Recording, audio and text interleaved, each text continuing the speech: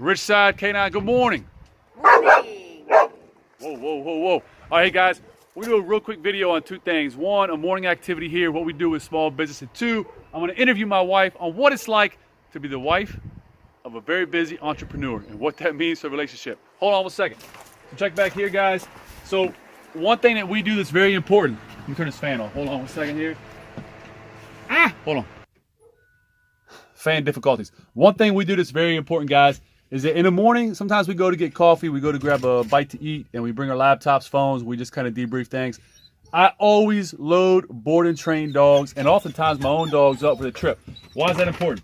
We have a shepherd, GSP, Malinois, another shepherd, crazy dog that will bite me and bite you, cool little black lab, and then some of my Malinois down here in the bottom. But why is that important? Just getting them loaded to the van, going for a ride, builds a routine, guys. It's not easy to load some of these dogs. Some of these dogs are a real pain in the ass to load up in a van. Some of these dogs are a safety concern loading up into the van. Until they learn really good stuff happens in a van, it can be problematic over and over and over. So every trip that we do, we take dogs.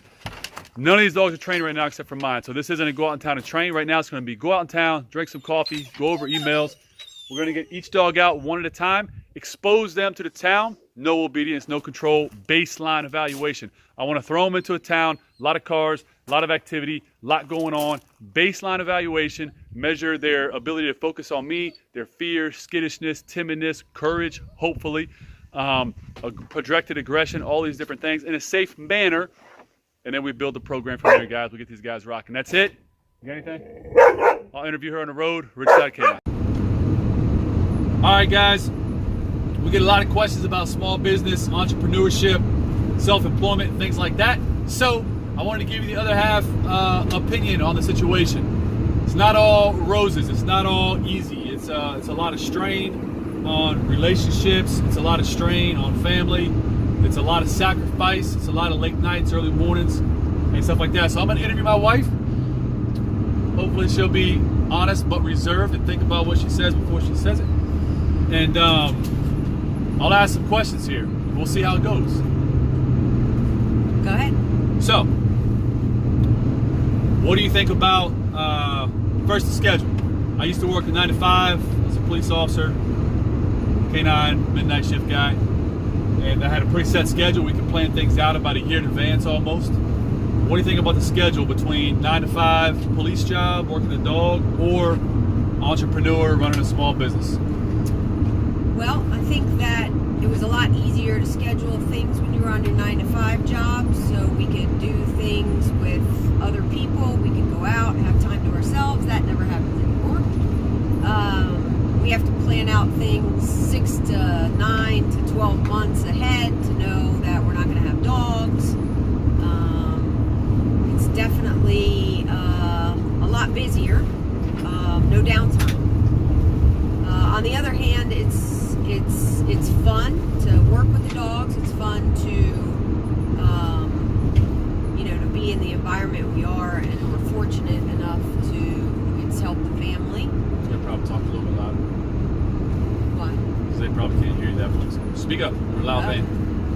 It's helped us financially. Instead of working 9 to 5 jobs, it's enabled us to grow. Yeah, so let's talk about that really quick. So what do you do as a police officer when you need extra funds? You got to work overtime, and overtime is blood money, man. You know, if you pick up a 3 to 4 hour shift, let's say the average overtime shift as a police officer is like 3 to 6 hours max, maybe. If you're lucky, you get a shift, but typically it's little small stuff, traffic control, whatever. You've got to leave your house most of the time an hour early. Is this an interview on me, or are you going to keep talking? Well, hold on, I got to make this make sense. Every day. You got to work the assignment. It's an hour drive home for pennies. You got to do that every day, round the clock. It becomes taxing, and it becomes where I love it. I spent 15 years as a cop. Just been a cop for 18 years, but it becomes taxing. You're always gone.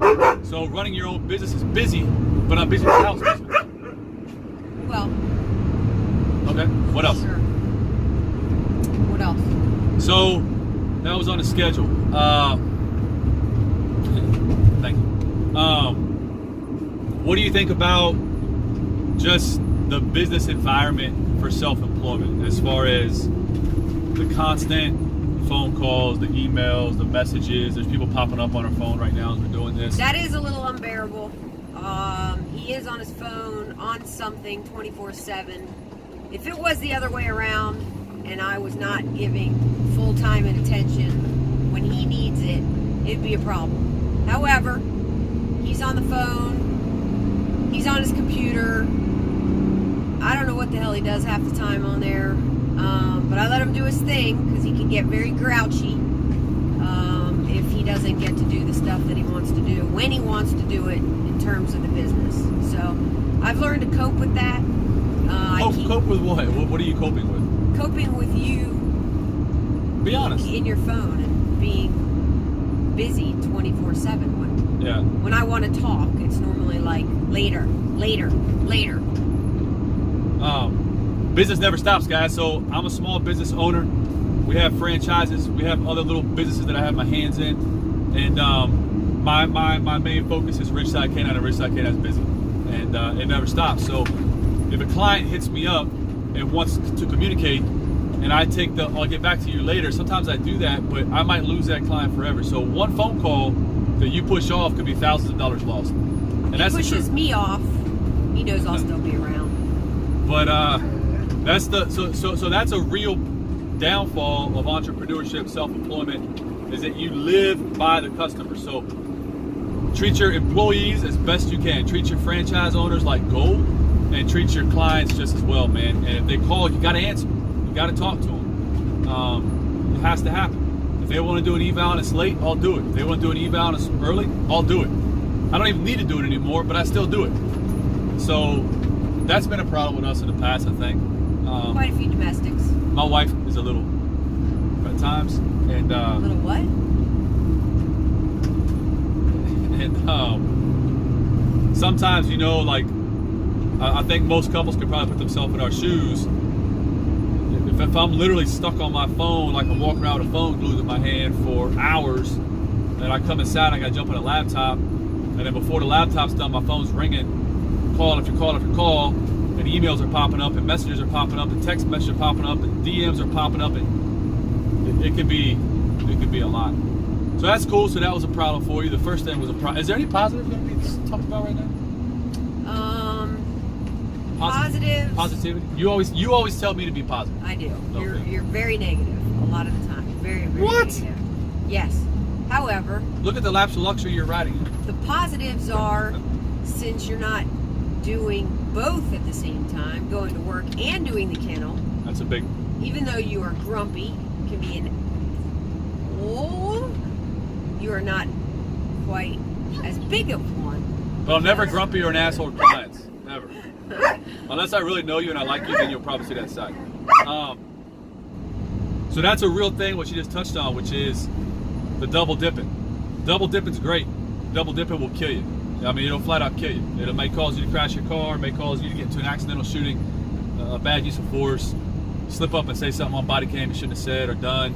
And in today's climate, it could be a real problem for you. So I double dipped for 2.5 years. Mm-hmm. 2.5 years, I was midnight canine guy, midnight canine officer for the county. And I ran this business. I grew this business on the side, and it was... Well, I did too, remember? Right. You're right. Anyway, Why is that funny? We built this business, and it was a lot. It was a bear. I mean, I would go a lot of times on little to no sleep, and then have to flip that to deal with clients and be positive. But then there was always collateral damage or what's the word? Peripheral issues. Peripheral issues, whatever. Spell it. Please stop. And that's where it comes, man. It can come on your job, it can come in your relationship, it can come in your marriage, it can come with your kids, it can be a problem. All right, so we talked about that. What about what's the positives? Give me a positive of being married to us. I just did. You just talked about negative stuff. No, I just said you're not as much of an... But that means I'm still an asshole. If you said I'm not as much of an asshole, that means I'm still an asshole. Yeah. Definitely. All right. You have a new car, though. Okay, got your tongue on that one. Please. Yeah. Please. Anyway, guys, trying to keep it real. It's not easy working for yourself. If you thought you were busy working for somebody else, you can multiply that. You want to go to that coffee shop or Starbucks? If you thought you were busy working for somebody else, you're going to be 10 times busier working for yourself. There's no excuse. There's no one to blame. There's no one to pass a buck to. You got to hump. You got to grind. You got to hustle. It's hard. It's long nights. It's early mornings. It's round the clock stuff. It will strain your relationship, hands down. I think it will strain your commitment to other things. It will. It's just a lot.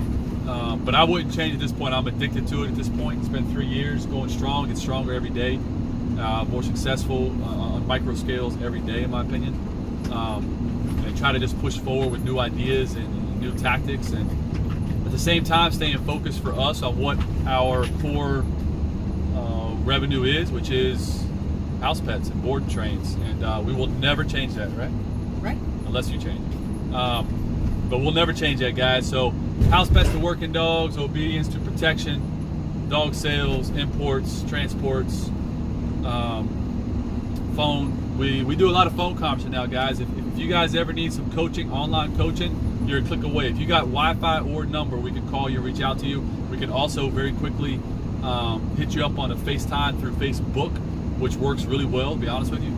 And use PayPal link for payment. Simple. You can be in Alaska, China. Not China. You can get me hitting on. I got government contracts, but you can be in Alaska, the Philippines, Australia, South Africa. It don't matter where you are. If you got Wi-Fi, we can talk, help you. Business ideas, dog training ideas, you name it.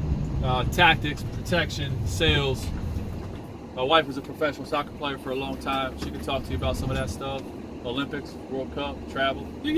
Just got inducted to the Hall of Fame. Pretty cool. Right?